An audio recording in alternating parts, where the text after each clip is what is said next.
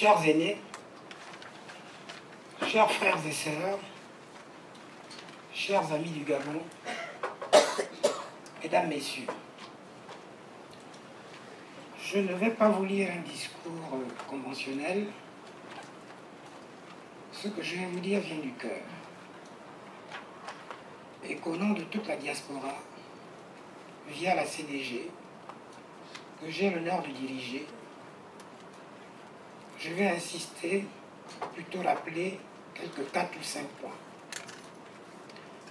D'abord, celui de la CDG, la Convention de la diaspora gabonaise, que notre aîné ici présent, Jean-Marc Ekor, a évoqué des principes. J'ai presque envie de dire l'idéologie, qui s'est articulée autour de quelques constats qui ont toujours, à travers lesquels nous avons recensé les facteurs qui ont toujours malheureusement grippé tout élan d'alternance au Gabon. C'est pour ça que cette structure s'était mise en place au lendemain de 2009 pour essayer de créer une plateforme nationale, patriotique, fraternelle, de sorte que les Gabonais qui sont convaincus qu'il est possible que ce pays s'élève, viennent discuter, viennent proposer leurs solutions et ne pas s'arrêter qu'aux remarques. Donc c'est une structure inclusive, vous l'avez compris. Donc elle est ouverte.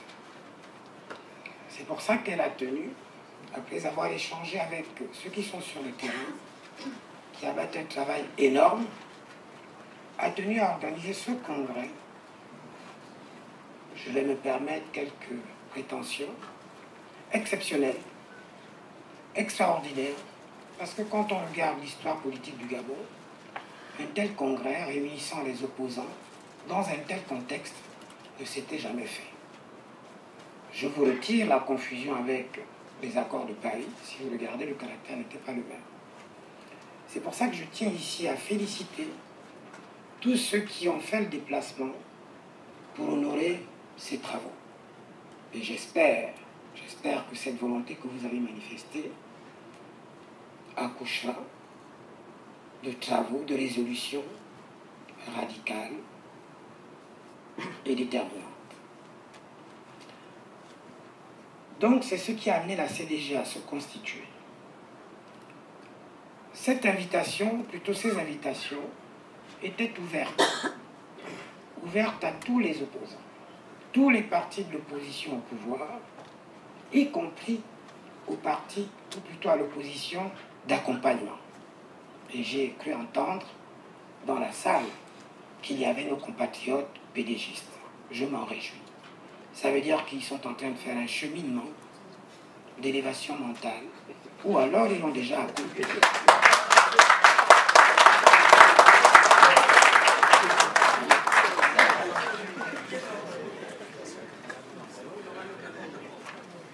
N'oublions pas ceux qui n'ont pas pu s'y rendre. Entre nous, il y a 2 catégories.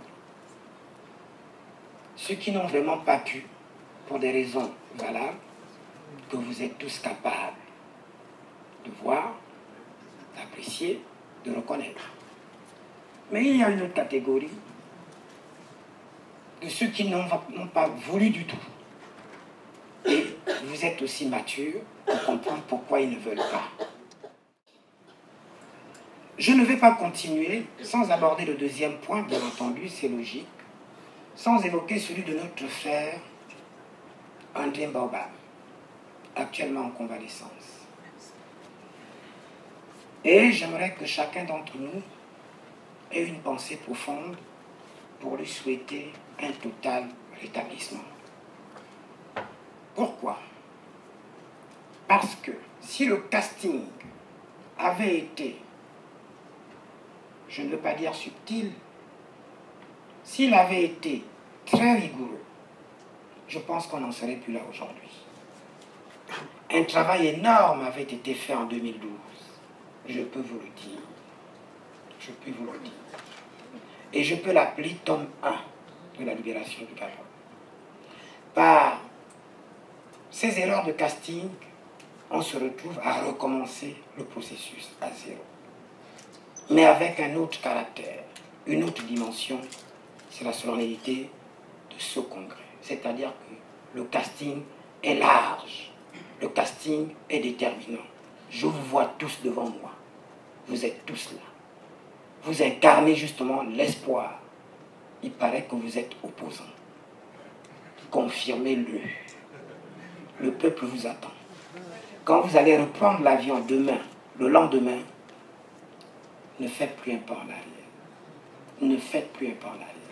Vous serez trahis, vous aurez trahi le peuple.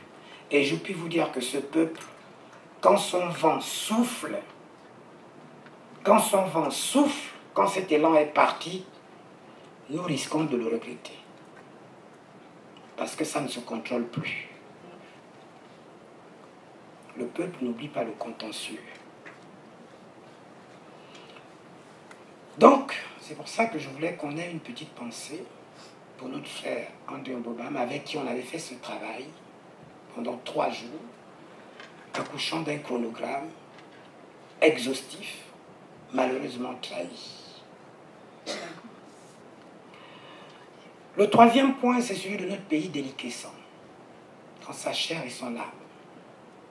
Vous voyez les crimes rituels, qui a priori seraient un rituel moderne pour une ascension socio-professionnelle.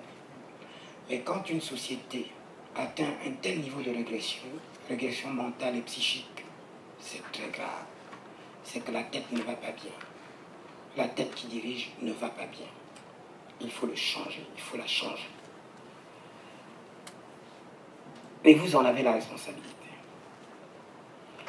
Le 4e point est celui du travail que vous abattez sur le terrain. Opposants politiques, société civile et beaucoup d'anonymes. Un travail énorme qui ne nous a pas laissés autistes. C'est pour ça que nous avons établi ce pont entre vous et nous. Exilés pour les circonstances que vous savez, donc adoptifs là où nous sommes, heureusement d'ailleurs, parce que c'est un terrain qui nous permet de nous exprimer sans avoir des amputations de salaire. Je peux me permettre de critiquer, voire même d'insulter le président de la République ici. Tous les hommes politiques, jamais mon salaire sera amputé. Rien que ça, c'est la démocratie. Donc je ne sais pas comment, parmi nous, il y en a qui arrivent à cautionner, à tolérer, à trouver des circonstances atténuantes à un tel système. Mon Dieu, quelle régression.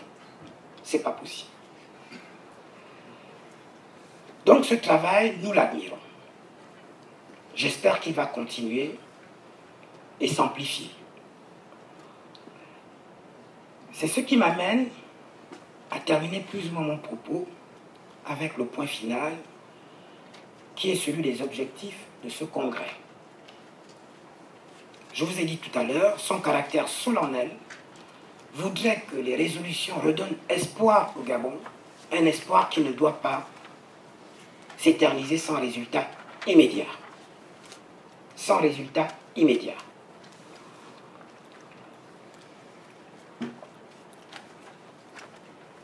Les éléments à charge que vous connaissez tous sur le plan juridique, sur le plan constitutionnel, vous ont conduit, en tout cas aux spécialistes en la matière, aux experts, à déposer une plainte. Donc, si nous restons rationnels, je suis un homme des sciences, si nous restons fonctionnels du cerveau gauche, nous devons continuer ce raisonnement jusqu'au bout. Sinon, gérer une telle dichotomie, une telle ambivalence, dans la même tête, encore une fois je vous dis, ce n'est pas possible. Donc il faut qu'on aille jusqu'au bout de cette logique. Je n'ai même pas besoin de rappeler tout le contentieux que vous connaissez à ce système. Rajouter l'illégitimité à l'illégalité constitutionnelle, je pense que tout est là. Le package est livré pour interpeller toutes les communautés, quelles qu'elles soient, d'où qu'elles soient, pour que justement le régime d'Ali Bongo soit déposé. Mais, quels sont les facteurs qui risquent d'inhiber tout cet élan? Vous les connaissez tous. Nos égos, le tribalisme, je le sens même battre dans la salle, le régionalisme, les intérêts personnels.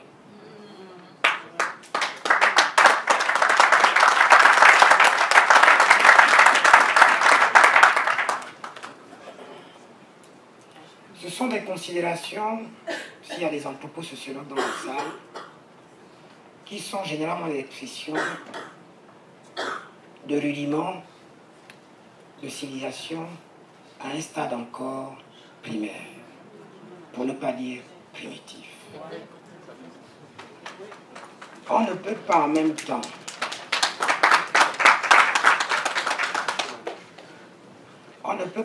temps se prévaloir, mettre en place un État, une république, une nation, et ne pas s'élever, ne pas dépasser ces petits cercles d'intérêts restreints.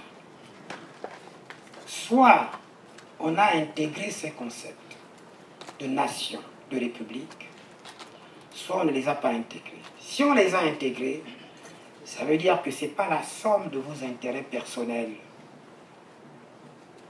qui fera l'intérêt national. C'est bien au contraire, qui se déclinera en intérêt individuel et personnel. Par conséquent, élevez-vous, élevons-nous, dépassons ces considérations qui font de nous, qui maintiennent nos sociétés à un niveau méprisant des autres. Méprisant. Je suis docteur de ceci, professeur de cela, agrégé de ceci, de cela, et on n'arrive pas à dépasser son petit cercle ethnique, régional, personnel. C'est contradictoire sur le plan psychiatrique.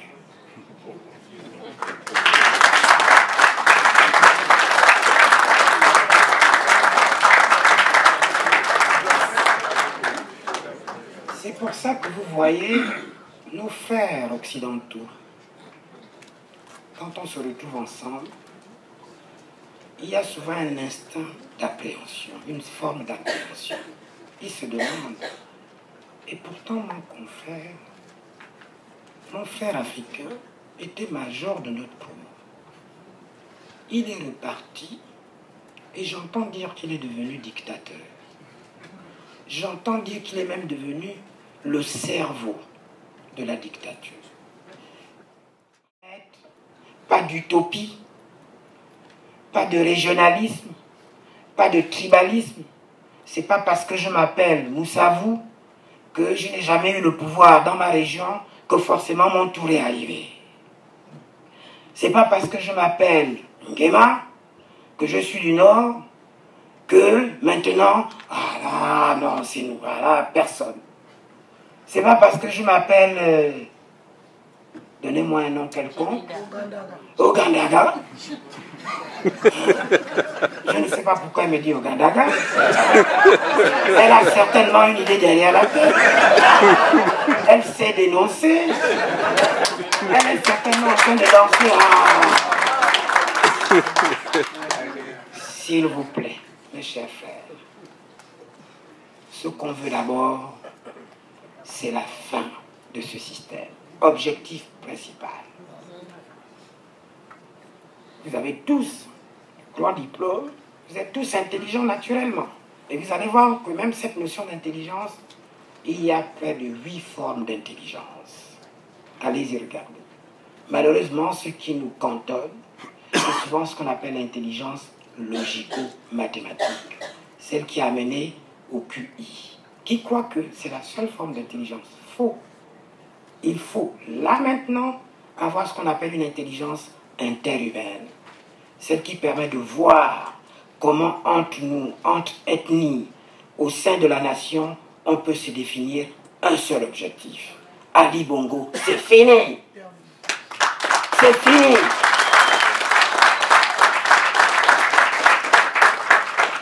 Si on l'intègre dès aujourd'hui, si on échoue, c'est que nous ne valons rien. Parce qu'autant de cerveaux réunis, ne pas produire quelque chose de quintessent pour sauver à peine 1 million d'âmes dans un contexte aussi richissime, c'est quand même grave. Je vous remercie, chers compatriotes.